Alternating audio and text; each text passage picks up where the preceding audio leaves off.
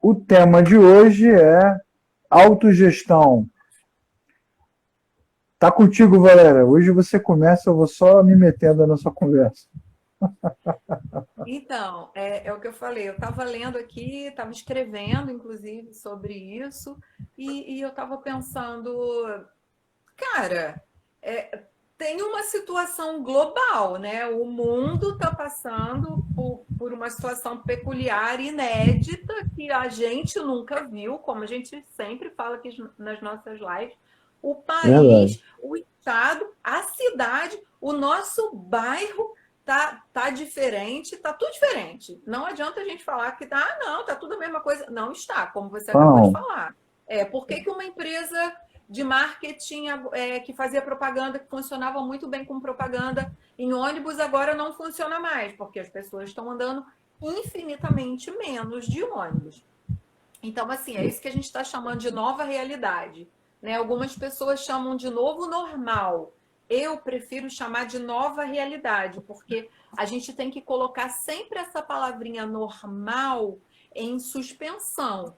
Né? É muito complicado a gente falar, porque o que é normal para mim pode não ser normal para você. Então, verdade. eu prefiro usar o termo nova realidade. A gente está de cara para essa nova realidade. A gente pode intervir de que maneira nessa nova realidade em termos globais? Não sei, talvez pouco, mas a gente pode intervir na nossa vida. A gente não tem como fazer uma administração de conflitos muito grandes aí para fora, nem na cidade, e às vezes nem no bairro. Mas a gente tem como administrar alguns conflitos nossos. E alguns conflitos nossos, internos, que desaguam em alguns conflitos que a gente tem nos nossos relacionamentos e no nosso contexto sociocultural aqui mais próximo onde a gente vive. Que nesses dias de distanciamento social dos outros, a gente está vivendo uma aproximação dentro de casa. Então, a casa da gente está sendo esse ambiente onde a gente está nesse jogo de força, muitas vezes, né? Entre a gente mesmo, o outro, no mundo, que é a casa. Porque a gente convive com a nossa família, mas agora a gente tem convivido de manhã, de tarde, de noite e no outro dia também. Então, isso muda, por mais que. Olha a minha amiga de infância! Que. Gente, não vou falar quanto tempo que ela é minha amiga, não. Deixa pra lá. Enfim. Então, assim, deixa quieto. Nem sabia que ela tinha achado a gente aqui. Tá vendo, Leclerc? Você tá muito chique. Você está interestadual, ó. Minha amiga de infância lá das Minas Gerais. Olha que Enfim, bacana. muito bacana, muito legal, né? É o que a gente falou em uma live aqui. A gente está distanciado, mas não desconectado. Porque isso Verdade. agora que a gente está vendo aqui, tipo assim, ó, eu estou aqui conectado com a minha amiga de infância por esse canal. E isso é interessante. Agora, voltando para a autogestão, né? Para essa nova realidade. Talvez a gente não possa administrar conflitos para fora, mas eu estou repetindo aqui para quem entrou agora, mas a gente talvez possa administrar os nossos com os outros e com os outros dentro da casa. Que, repito, a gente está de manhã, de tarde e de noite, e no outro dia também, com todo mundo dentro de casa. Por isso que estava estranho. E o que isso tem feito? Tem colocado a gente em confronto com a gente, com coisas nossas que às vezes são antigas, foram produzidas assim muito antigamente, que a gente nem lembra de padrões emocionais estabelecidos em nós e que fazem a gente funcionar de uma determinada maneira e que nesses dias em que a gente está mais em contato com pessoas próximas e com a gente mesmo, eles afloram. E aí, quando eles afloram, o que a gente faz? Você A gente explicou também numa live, aflora? você explicou Explode? numa live anterior, né, você falou numa live anterior, porque antes a gente tinha uma rotina, então muitas vezes as pessoas morando na mesma casa, no mesmo ambiente, elas nem se encontram, né? Diferentes horários para tomar banho, diferentes horários para tomar café, diferentes horários para chegar, para sair. Então, esses diferentes momentos, já pré-estabelecidos, acabam se tornando também escapes para essas emoções que estão guardadas dentro de nós. Né? É uma forma da gente não colocar isso para fora, não quero falar disso agora, não quero me meter, não quero saber, eu tenho muita coisa para fazer. Só que agora, em função dessa realidade, o socioemocional, que você também já explicou, né, está também bagunçado. Por isso que o primeiro papo nosso aqui é sobre a autogestão, que é essa necessidade de recuperar o controle do leme da embarcação. Esta embarcação, que é a nossa vida, está meio que à deriva às vezes. Então, Na verdade, é a maneira como a gente atua nesse leme. Esse é o grande lance. É como que eu estou levando, como é que chama operando no leme? É dirigindo, pilotando? Como é que chama pilotando, o leme? pilotando. Pilotando. Como é que eu estou dando conta ali desse leme? A autogestão é isso. E repetindo uma coisa que eu sempre falo aqui. A gente começou a nossa série de lives falando sobre autoconhecimento. Porque não tem como a gente chegar hoje para falar de autogestão, que é uma das competências socioemocionais, não tem como a gente falar disso sem a gente se conhecer. Primeiro passo é autoconhecimento, autorreflexão. A partir do momento em que eu percebo como eu funciono no mundo, como como é o meu jeitão, né? Os nossos modos de ser e estar no mundo é o que a gente chama de o nosso jeitão. Oi, Adri. Esse nosso jeitão, esse nosso funcionamento.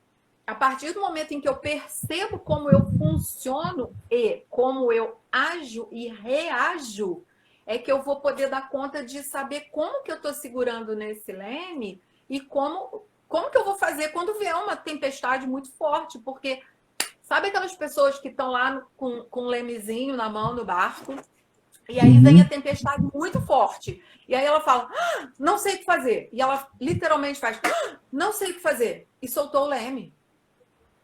E o barco fica à deriva. Sabe É aquelas pessoas, verdade. caramba, tem uma tempestade muito forte, e agarra no leme. E não roda o leme para lado nenhum. E o leme está lá duro, endurecido, enrijecido, cristalizado. E a pessoa está ali dura, endurecida, cristalizada. O que é isso? É um padrão de comportamento. Eu estava ouvindo agora de tarde uma terapeuta aqui do Rio de Janeiro falando sobre violência dentro de casa. Eles já estão conseguindo detectar o aumento da violência entre adultos, adultos com idosos, com crianças. As pessoas estão ficando mais agressivas, né? Mostra um pouco desse descontrole do leme, né, Valéria? Sim, tem lugares, Leclerc, que estão disponibilizando assim, uma parte de hotel para essas pessoas, quartos em hotel, para essas pessoas que estão sofrendo violência, abuso psicológico, violência psicológica e física. Abuso financeiro. Hoje eu ouvi sobre abuso financeiro, assim, discussões entre pessoas dentro de casa por questões financeiras, porque tem essa opressão também do sustento, né? Como pagar as contas, como comer, como é que vai ser o amanhã, gente perdendo emprego. Assim, é uma situação inusitada, não antes vivida por nós, e é muito bonito falar eu fico vendo essas soluções pragmáticas, né? Porque tem de tudo, né? Então tem a turma também, faz alguma coisa, acorda cedo, rega a plantinha, lê um livro, Netflix, tá? Isso é muito legal para quem tem o barco ancorado lá no deck, né? Que bate palma e acende a luz, né? Bate palma e acende a luz, toma vários tipos de café dentro de casa e tem uma vista bacana. mas para a turma que mora em comunidade, que é pobre, que lida com uma série de dificuldades, esse momento é um momento apavorante. E aí você vai ficar vendo Netflix quanto tempo? 300 dias? Haja Netflix, né? Haja saco para ver Netflix, né? Eu tenho um amigo que ele fala que ele não sabe que o dia era tão grande. Mas ele legal. não vive uma realidade dessa que você está falando, mas ele vive uma outra realidade. O que acontece? A gente tem pessoas em vários contextos. A gente tem pessoas que moram em situações complicadas, complicadíssimas mesmo, como as que você está falando. A gente tem pessoas que estão isoladas, totalmente isoladas. Eu tenho paciente que está totalmente isolado, paciente de risco que está totalmente isolado. Então, é uma pessoa que não está tendo contato com ninguém dentro de casa, porque ela não tem ninguém dentro de casa. Então, é uma situação complicada. E aí a gente vai para o oposto, que é o que você está falando. Às vezes é uma pessoa que mora numa casa super pequena, que a casa está super lotada, e você fala, como que faz distanciamento aqui? Como que a gente faz nessa coisa? Porque eu tenho que sair para trabalhar e eu tenho que voltar e as outras pessoas estão aqui. Então, assim, tem de tudo. E no meio, tem a gente que está mais ou menos no meio disso. Eu não sei como é que está na casa de vocês, a minha casa é uma casa que é grande. A gente tem uma pessoa mas que... tudo resolveu estragar, Leclerc. Tudo na minha casa resolveu estragar nesse Pô, nem fala, eu não vou falar desse assunto, não. Desse assunto de coisa quebrando, eu não vou falar, não. Não que vai assustar que sou eu. Porque agora eu não tenho nem dinheiro para consertar, e se tivesse dinheiro não teria onde consertar. É outro problema. Tem uma pessoa que entrou aqui no canal e falou que nunca viu tanto filme infantil na vida. Então, Caraca. eu adoro filme infantil. Mas eu tenho mães que têm mandado fotos para mim, mães super fofas, assim, que estão mandando fotos para mim, tipo assim, do lado da criança. Porque não aguenta mais ver filme infantil, não aguenta mais ver desenhinho, não aguenta mais ver nada, porque o tempo todo é complicado, gente. A gente está passando por situações peculiares, complicadas. Verdade. E aí entra a nossa gestão. Porque se a gente não tiver uma boa gestão das emoções, sabe aquele negócio assim que se você deixar vai de ladeira abaixo? Vai mesmo. E a gente precisa impedir antes de começar a rolar na ladeira. Porque depois emoção é um troço assim. Depois que começou a rolar, só vai aumentando. Então, galera, assim, se a gente já sabe... Eu não vou perguntar para você o que impede, porque senão a gente ia se contradizer agora, que nós não temos respostas, ok? Então não vou te perguntar assim, como é que impede? Mas eu queria que você nos ajudasse a pensar sobre a autogestão agora, sobre ações práticas. Alguma ação, ainda que seja no aspecto emocional, mental, reflexão, alguma coisa que a gente pode fazer para ajudar a pelo menos a enxergar que tem um leme. Peraí, tem um leme ali. O barco tem um leme. Estou vendo agora. Então, tem alguém que falou ali que por mais que ele goste de ficar em casa tem sido um desafio. E é mesmo, concordo com você que falou aí. Para mim, você já está sumindo aqui, mas eu concordo com você, é um desafio. Então, Leclerc, não tem uma resposta, né? Tipo assim, como que nós vamos fazer quando você perceber que o seu sinal já está ficando amarelo? Não sei, não tem. Legal. Não tem. Você tem que saber do que é bom para você, eu tenho que saber do que é bom para mim, o outro tem que saber do que é bom para o outro. Eu estava pensando assim, é uma situação fácil, né? Gente, eu gosto sempre de dar exemplo fácil, básico, prático, mas aí vocês passam para as dificuldades de vocês. Como eu e o Leclerc, a gente sempre fala aqui, depois vocês podem ir lá no Instagram, podem falar com a gente, né, Leclerc? Não tem problema. Porque a gente dá sempre exemplos muito básicos e fáceis para que cada um com a sua própria subjetividade aí vá vendo as suas coisas, né? Vá vendo assim, aonde que a sua correia aperta. Verdade. Por exemplo, vamos supor que você marque com uma pessoa que tem dificuldade com horário. Você já sabe. Você já sabe que a pessoa tem dificuldade de horário. Então você sabe que você vai chegar lá, é fácil de ficar 15 minutos, às vezes até 20, 25, meia hora esperando a pessoa. Para você não começar a descer a ladeira, porque quando é que a gente começa a descer a ladeira da emoção? É quando você tá lá esperando a pessoa e fica assim, caramba, tô aqui perdendo tempo, falta de respeito, não podia fazer isso comigo, fulano é assim mesmo, Beltrano é assim mesmo, tá vendo? Eu tô aqui, eu tenho tanta coisa para fazer, blá, blá, blá, blá, blá, blá, blá. Tá, a gente sempre tem mensagens para responder, tarefas para organizar, às vezes no celular ou na agenda, algumas páginas de livro para ler, ligações para fazer, seja o que for. Então, se você vai encontrar com uma pessoa, gente, estou dando um exemplo qualquer aqui, tá? Que me veio na cabeça agora, assim. Se você vai encontrar com uma pessoa, você sabe que ela tem problemas de administração de tempo, deixa esse tempo para fazer essas coisas. Ah, mas aí não é uma gestão do outro. Não, não é do outro. Você não pode interferir no outro, mas você pode administrar sua própria emoção. Para que a sua emoção não desencadeie na ladeira abaixo, você já sabendo que a outra pessoa se atrasa e que você vai ficar nervoso, injuriado, indignado, vai entender como falta de respeito, seja o que for, vai ficar com raiva. Já pensa, isso que é administração. Já pensa em alguma coisa que vai fazer com que esse momento que seria perdido para você seja ganho. Pronto.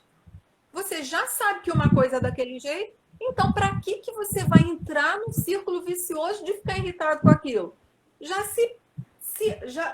antes de tudo, já não deixa aquele negócio estourar, sabe? Não deixa a porteira aberta para a boiada estourar. A emoção é isso. Fazer a gestão da emoção é isso. Porque se deixar esse troço ir, você sabe como que você é, eu sei como eu sou, e o Leclerc sabe como que ele funciona também. Se a gente deixar a emoção ir de ladeira abaixo, daqui a pouco a gente está batendo na mesa, daqui a pouco a gente está batendo na mesa e gritando: oi, Silvia, escritora.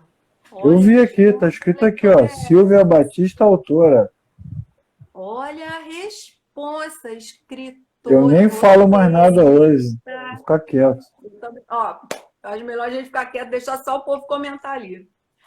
Porque se você, voltando, se você deixar a emoção ir de ladeira abaixo, bateu, gritou, não só contente em bater, em gritar, você vai falar uma palavra ofensiva, daqui a pouco levanta e aí cresce, já aí, enfim, aí cada um, sei lá. Então, assim, se eu sei que para mim bater na mesa já é o início da ladeira, então não posso bater. Não dá para bater. Porque Aí se que eu entra, bater, então é aí que entra aquela uma coisa vai questão, vir atrás da outra. aí é que entra aquela questão da live anterior sobre autoconhecimento, né, Valéria? A gente precisa perceber os nossos limites, né? As nossas Isso. divisas, qual a linha que ultrapassa. Isso. E tem uma outra coisa nisso aqui, que a gente está falando sobre a convivência em casa, né? Uma coisa que é complicada, que a gente não tem hábito de escutar o outro. Às vezes a gente vê muito as nossas. Você está falando de limite, né? Às vezes a gente vê as nossas dificuldades, quer que o outro veja as nossas dificuldades, mas a gente não tem muito hábito da escuta. E porque às vezes a gente não tem muito o hábito da escuta, o outro acaba também se retraindo. E se você está numa casa em que um não escuta e o outro se retrai, acabou o diálogo. Só que a gente precisa operar no contrário disso. A gente precisa de assertividade. Assertividade é um diálogo que vai entrar essa competência emocional de amabilidade, empatia, além da escuta, que já veio da autogestão, porque para você escutar o outro, você tem que primeiro escutar a si mesmo. E como a gente está falando de pessoas próximas dentro de casa, para que a gente não degringole para reclamação, gritaria e murmuração, a gente tem que ter conversas assertivas.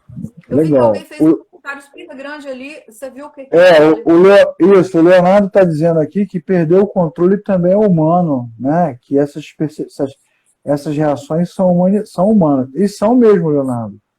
O que a gente está falando desde o início aqui das nossas lives é o desafio de ter uma vida colaborativa. Esse é o nosso desafio. Porque se a gente continuar insistindo nesse ponto de que tudo é humano, tudo é humano, tudo é humano, então não vai nem a reflexão, porque aí a gente vai reagir instintivamente para cada situação e vamos ter que ficar nos perdoando o tempo todo. E a convivência não vai ser bacana. O que a gente está tentando não é nem melhorar o outro, porque não dá para intervir no outro. O que a gente está tentando é intervir na nossa própria vida para tornar a vida do outro melhor. Se a gente conseguir tornar a vida do outro melhor, a nossa vida também vai melhorar. Essa que é a nossa abordagem o tempo todo. Mundo, né, Leclerc? Isso, essa que é a nossa abordagem o tempo todo. Porque a gente vem de uma sociedade que é isso que a Valéria acabou de falar. A gente vem de uma sociedade que... ele está concordando aqui, Valéria. A gente vem de uma sociedade que não sabe ouvir, que é egocêntrica, né? A gente está numa realidade egocêntrica. Só que agora todos os egocêntricos estão juntos em algum lugar. Como é que faz? Meu Deus!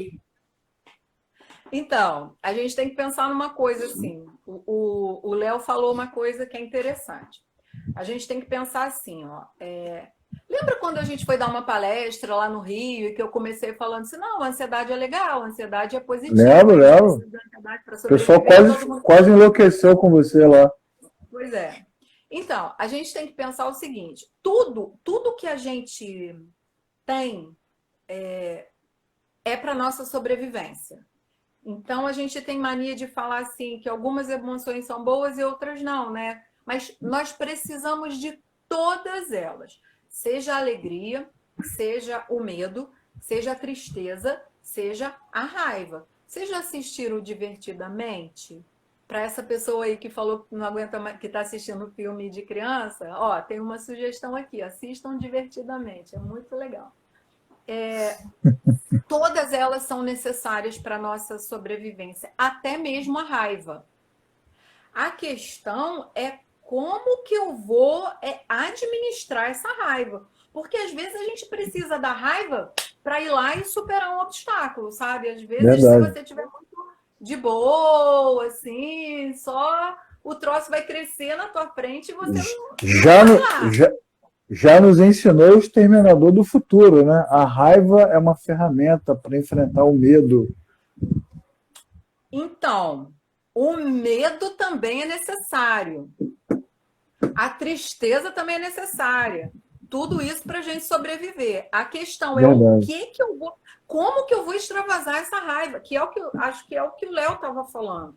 A questão é como que eu vou extravasar essa raiva, porque isso que ele falou não está errado. A gente, de vez em quando, dá uma lerdada assim, nessa administração da emoção e ela começa a ir de ladeira abaixo. É muito difícil pegar... Vocês já brincaram na infância de vocês de uma coisa que se chama pique de latinha? Eu sou de Minas, então lá as cidades são assim no morro, né? Então a gente brincava de pique de latinha. Jogava latinha e a pessoa tinha que sair correndo atrás da latinha. Só que como é morro, a latinha ia rodando 1, 2, 3 morros abaixo. Quando a gente pegava a latinha, subia com os morros o morro todo com a latinha e ia procurar a galera. É uma dificuldade. Quanto mais esperto a gente fosse e pegasse a latinha rápido, mais vantagem a gente teria. Também estou pensando nisso aqui agora. Na gestão, na administração da emoção, é mais ou menos a mesma coisa. É a gente correndo atrás daquela latinha que está escrito raiva, que está escrito tristeza, que está escrito medo, que está escrito alegria, é ótimo, né? Mas, enfim, para que aquela latinha não vá toda a vida e a gente depois não gaste uma energia enorme e um tempo enorme subindo com a latinha e procurando as pessoas.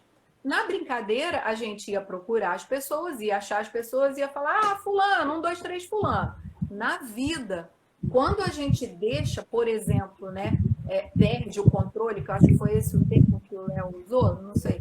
Quando a gente perde o controle e precisa ir atrás da latinha, quando a gente vai procurar a pessoa, no caso que a gente está falando aqui, essa pessoa é a pessoa que está dentro de casa com a gente. Essa pessoa é a pessoa da nossa família, que está na mesma casa, com as coisas quebrando, com a máquina de lavar dando problema, com o chuveiro dando problema, com o cortador de grama dando problema, e, enfim, com tudo, com a falta de dinheiro. E agora a gente ganhava pouco, agora a gente está ganhando menos do que o pouco, como que a gente vai administrar isso? Se a gente tiver como que correr atrás da latinha, vai como é que é menos do que o pouco? Menos do que pouco é quase nada, né, Leclerc? Todo mundo está tendo que administrar esse tipo de dificuldade. E aí também entra a questão da assertividade. Porque se todo mundo mora na casa, eu não estou dando. Não é uma regra, mas é uma pista. Se todo mundo mora numa casa e está difícil financeiramente para todo mundo, o que a gente pode fazer nessa casa em que todos nós estamos morando aqui? E aí a gente passa para a conversa. Aí a gente passa para a escuta, a gente passa para falar da nossa dificuldade, que isso é uma coisa muito legal na administração das emoções, na autogestão. Eu falei que todas as emoções são necessárias, até mesmo a tristeza, até mesmo o medo, até mesmo a raiva. E a alegria é ótima, né?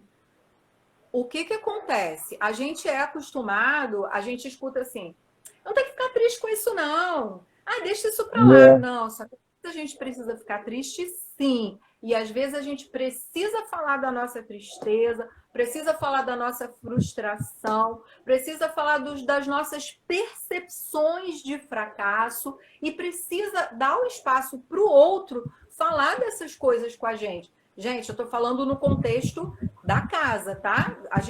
Esses nossos assuntos aqui são bem voltados para esse momento que a gente está passando de convívio. Não, mas mas a gente pode. Por conta da pandemia. A gente pode trazer outros exemplos. Eu vou te dar um da área de educação, que é uma área onde eu trabalho há muitos anos, né?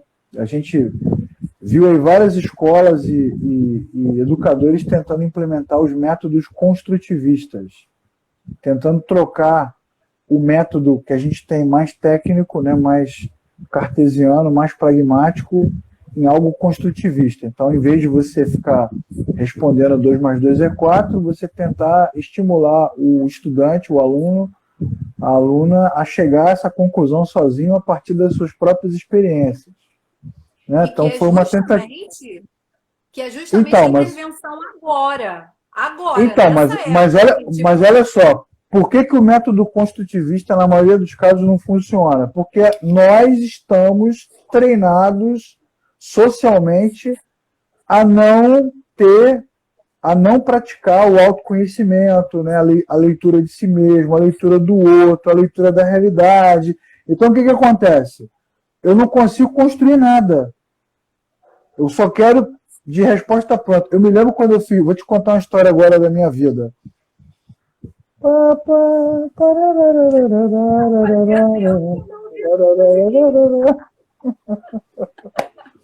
Quando eu fiz curso de inglês, eu tinha 12 anos, quando eu entrei para o curso de inglês. E o método do curso era não traduzir. Não podia traduzir. Então a professora tentava falar as coisas para que você conseguisse entender o que ela estava falando e construir as frases a partir da... Pô, aquilo era um sofrimento, ninguém conseguia. Porque a gente queria, mas o que isso quer dizer? Qual a palavra que eu uso? Então, na verdade, a nossa vida agora virou um grande curso de inglês gigantesco, né? Virou uma situação totalmente surreal, e a gente não sabe conviver com ela, está sofrendo bastante, porque nós fomos treinados a não construir nada. A gente não constrói nada. A gente só pega pronto, faz assim, faz assim. Exatamente, acho que a palavra é essa. A gente só reproduz os modelos que nos são impostos de alguma forma. Quero citar aqui o autor, sem ninguém vai levar para lado nenhum, que é só uma discussão sobre sócio emocional, eu vou controlar minha raiva. Mas eu quero citar aqui o Paulo Freire. Paulo Freire tem um livro maravilhoso, fino, todos vocês deveriam ler, que se chama A Importância do Ato de Ler. Ele foi convidado para uma palestra num congresso para falar sobre a importância do ato de ler. E todo mundo pensou que ele ia chegar lá para falar sobre gramática, sobre palavras, sobre semântica. Só que ele foi para lá e contou a história da vida dele, quando ele ia para a casa da avó, que ele subia na árvore, que ele pegava fruta, que ele caía no chão, que ele andava descalço. E essas experiências do toque, do tombo, do cheiro, da dor, do carinho, do cheiro do bolo esfriando na janela da casa, você que vem de Minas, né? Isso bem mineiro, né? Essas experiências ajudaram ele a fazer uma leitura da vida, do mundo. A importância do ato de ler o mundo, a importância do ato de ler a si mesmo, para que você consiga ler um livro. Senão você não tem imaginário. E aí a gente volta para a autogestão das emoções. Olha o que você está falando. A importância do ato de ler um livro, da importância do ato de ler o mundo. E a vida, tudo, isso aí. A vida e o mundo. Isso não é descolado da nossa história. Todo mundo tem uma história. Você vê, você contou uma história do seu curso de inglês. Eu contei uma história do Pique de Latinha. Cada uma dessas pessoas aqui tem suas histórias. A gente é construído disso e a gente constrói o mundo a partir disso. E o que acontece? A maneira como a gente percebe e interpreta o mundo tem a ver, essa engrenagem está girando com tudo isso aí que a gente está falando aqui. Então, exatamente. A gente precisa prestar atenção na nossa história, em como a gente foi constituído e construído. Alguém falou aqui, eu acho que foi a Silvia, os nossos recursos internos, o cheiro do bolo, a tradução do curso de inglês, o pique de latim. Sabe as histórias todas? O avô que sentava no colo para contar a história, o leite que você tinha que ir comprar, a mãe que saía para trabalhar. Não sei, cada um tem a sua história. E como que você aprendeu, vou colocar muito entre aspas aqui, a perceber, vou mudar o aprendeu. Como que isso tudo... Elaborou. Em você, para que você percebesse o mundo e para que você interpretasse as situações. E aí entram os recursos internos que a Silvia falou, que eu achei ótimo. Porque é com isso que você vai trabalhar. Você não tem outra coisa para trabalhar. Você tem isso para trabalhar. Só que quando a gente está falando na questão do desenvolvimento das competências... Aliás, se alguém não sabe direito do que é isso que a gente está falando, olha lá o nosso videozinho na playlist, né, Leclerc? Que lá a gente está... Aquela questão da competência, da engrenagem girando. É um videozinho... Isso aí, tá lá. youtube.com/eduserieimprove. Vou escrever aqui. Isso, escreve aí. Porque lá nesse eu mesmo e os outros no mundo, o primeiro videozinho já saiu e a gente fala dessa questão da competência, né? O que é competência? Como a gente está falando de competências, desenvolvimento de competências, isso por si só já demonstra o quê? Que é processual. Então, se é processual, quando eu olho para os meus recursos internos, para a minha história, para a maneira como eu percebo o mundo e como eu interpreto e como eu reajo, às vezes eu falo, cara, não está dando muito certo. Isso. Não está dando muito certo. Alguma coisa precisa mudar aí. Só que daí, quando chega na outra vez, a gente vai e age da mesma maneira. E é aí que tem que ter a intervenção. Porque quando a gente faz toda essa análise é para uma melhor gestão de nós mesmos. E quando a gente faz essa melhor gestão de nós mesmos, a gente olha para o nosso recurso interno e fala assim, caramba, mas o recurso interno que eu tenho para isso aqui é gritar. Mas gritar não está dando certo. Então eu preciso de uma outra maneira. E é aí que, ó, vira a chavezinha e a gente vai mudando. Vai dar certo de primeira? Talvez não. Mas a gente tem que ir tentando, fazendo aquela coisa da construção de nós mesmos, da invenção de nós mesmos e da produção de novos mundos em nós mesmos e para a gente habitar. Ah, mas isso é muito filosófico. Filosofia é para a vida. Filosofia não é para a gente ficar ali louco-branco. Filosofia é para a vida. Filosofia Exatamente. É para a gente olhar para a gente, ver os nossos modos de ser e estar no mundo e ver como que essa engrenagem está virando e quais são as nossas linhas de fuga para que isso... Mas não de fuga da realidade, de fuga para a produção do novo. Que a gente vai se agenciar de uma outra maneira e quando a gente olhar para a gente mesmo e falar assim, opa, é aqui que eu grito, a gente... Não vou gritar. Porque não tá dando certo. O Roberto Carlos vai ter que alterar a letra da música lá, em vez de é preciso saber viver, vai ter que botar agora é preciso reaprender a viver. Diante do que a gente está vivenciando. Exatamente. O tempo todo. Porque o teu paciente não disse que não sabia que o dia era tão longo. Então, é um reaprendizado. Né? O reaprender a conviver com esse espaço-tempo, né? Com essa realidade abstrata. A gente estava num mundo frenético, acelerado. A gente está igual o Ayrton Senna quando morreu, de 300 a 0 em um dia, né? Acabou. Parou tudo. Então agora é um reaprendizado. Eu quero aqui, nessa live, a gente está indo para o final, motivar as pessoas a assistirem os vídeos e acompanharem a série que a gente está montando, porque nessa série a gente vai tentar criar um sistema de papo, toda a série vai ser a base de conversa, para nos ajudar a reaprender a viver nesse momento. E assim a gente se prepara para o que virá, porque a gente também não sabe o que vai acontecer daqui para frente, não sabe o que vai acontecer com o mundo. Não sabe. A gente não sabe, a gente sabe o que a gente tem agora. A gente sempre fala isso. A gente sabe o que tem agora, e é um agora líquido, como já era líquido, agora é mega líquido, e a gente está aprendendo a flutuar nesse universo flutuante, que é o que a gente está vivendo agora. Legal.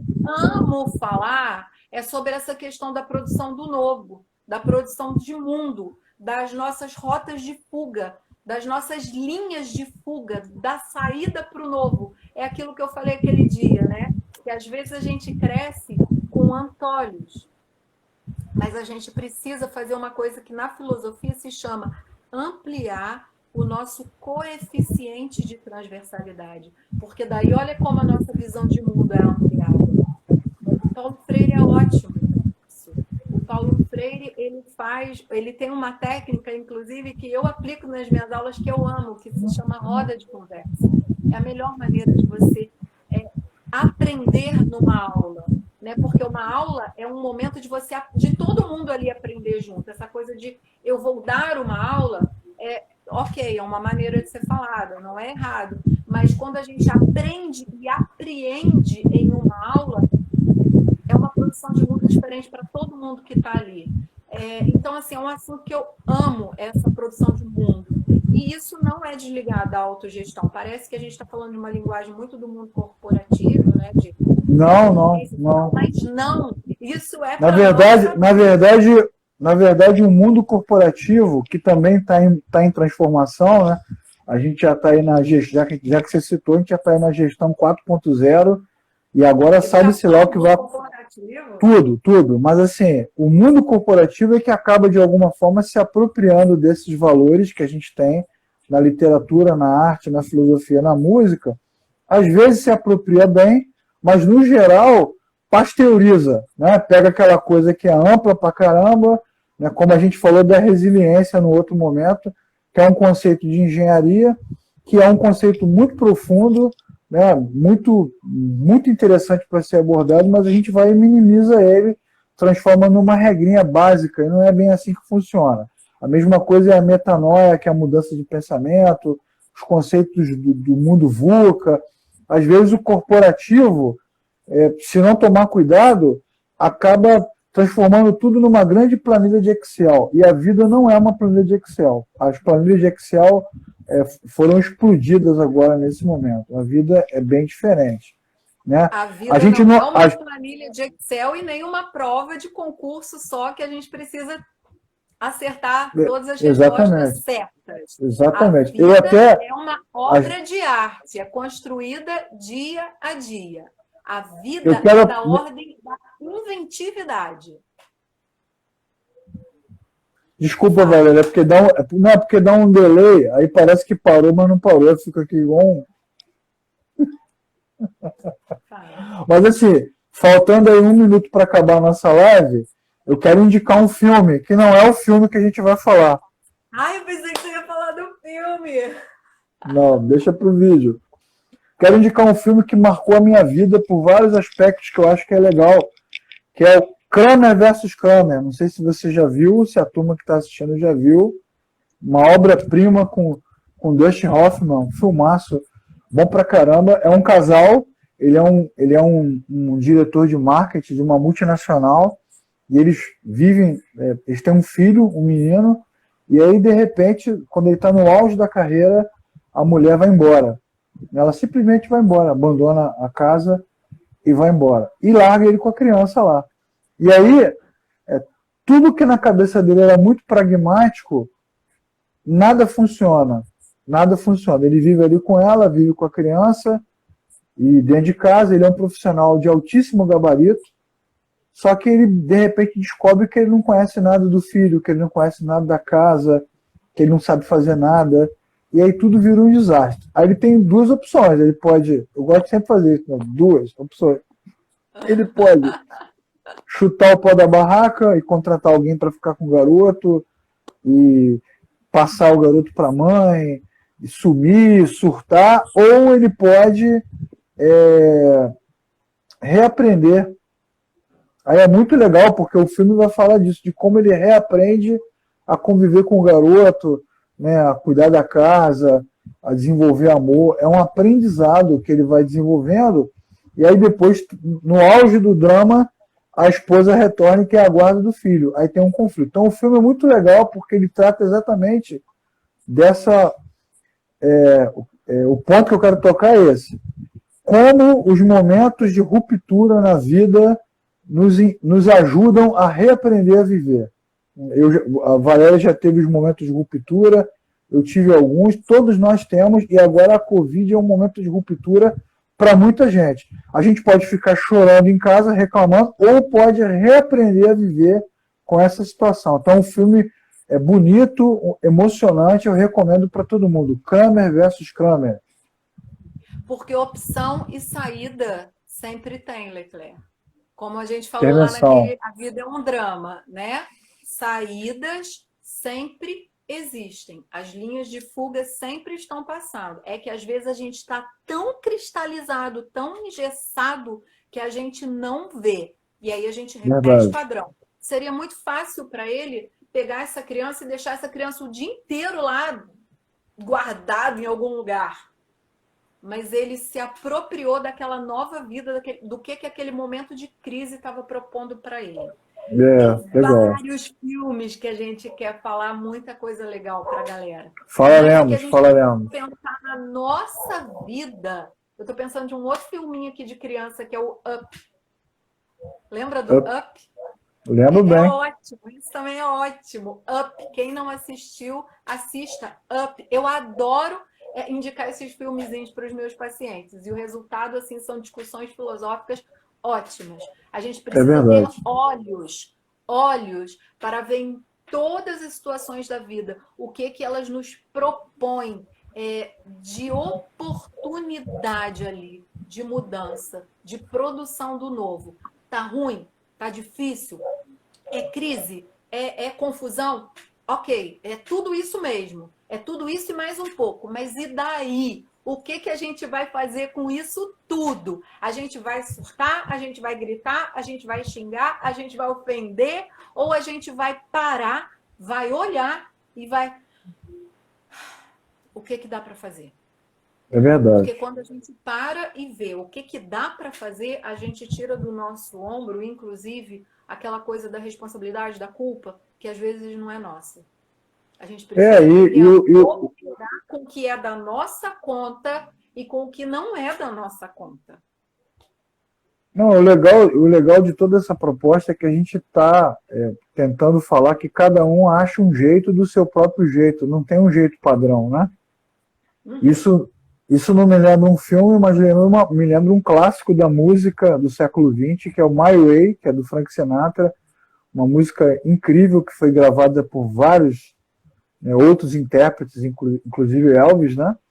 E se você observar a letra, é a narrativa de um cara dizendo isso, que eu fiz isso, fiz aquilo, errei, falei, acertei, amei, deixei de amar, não sei o que, mas no final o que importa é que eu fiz do meu jeito, do jeito que eu sabia fazer, meu jeito. É um caminho, né? Que se constrói enquanto a gente caminha. Isso, legal. Ó, então já tem para ver, final da live, já tem para você ver na pandemia. Up, Kramer versus Kramer, como é que é? Divertidamente, tudo isso regado ao som de Frank Sinatra, cantando My Way. E com o livrinho do Paulo Freire. O Paulo Freire, vai dar uma salada. Para completar, o que tem que fazer? Rabanada. Assistir os nossos vídeos. Rabanada. Poxa, eu tô querendo falar dos vídeos, você tá falando de rabanada. Cara, a vida só tem sentido com rabanada. Nada mais faz sentido no mundo. E não tem esse papo de que rabanada é no Natal, não. Rabanada é quando a gente quiser comer rabanada. Isso é uma ruptura, é uma intervenção social necessária. A gente precisa de rabanada agora para nos salvar dessa crise. Obrigado, galera. Gente. Valeu, Silvia. Valeu, galera. Valquíria, Sol, valeu. Galera D, meu povo, povo do Leclerc, tudo é o nosso povo. Valeu. Valeu. A gente vai estar falando várias coisas interessantes. A gente espera vocês todos aqui de novo com a gente. Valeu, Leclerc. Até a próxima. Até a próxima. Valeu.